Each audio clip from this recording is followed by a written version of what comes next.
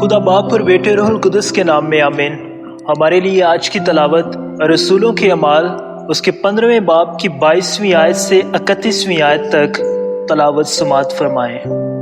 تب رسولوں اور کاہنوں نے ساری کلیسیا سمیت مناسب جانا کہ اپنے میں سے بعض شخص چن کر پولس اور برنباس کے ساتھ انطاکیہ میں بھیجیں، یعنی یہودا کو جو برسبا کہلاتا اور سیلاس کو جو بھائیوں میں مقدم تھے، اور ان کے ہاتھ یہ لکھ بھیجا کہ ان بھائیوں کو جو انطاکیہ اور سوریا اور کلیکیا میں غیر قوموں میں سے ہیں، ان کے رسولوں اور کاہن بھائیوں کی طرف سے السلام۔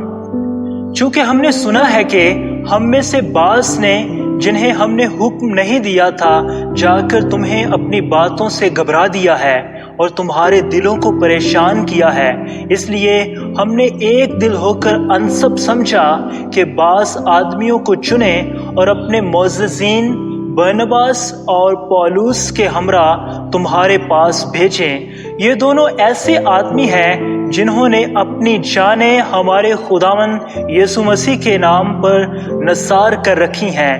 بس ہم نے یہودا اور سیلاس کو بھیجا ہے، اور وہ یہ باتیں زبانی بھی بیان کریں گے، کیونکہ روح القدس نے اور ہم نے مناسب جانا کہ ان ضروری باتوں کے سوا تم پر اور بوجھ نہ ڈالیں کہ تم بتوں کے چڑھاووں اور لہو اور گلا گھونٹے ہوئے جانوروں اور حرام کاری سے پرہیز کرو۔ اگر تم ان باتوں سے کنارہ کرو گے تو خوب کرو گے۔ والسلام۔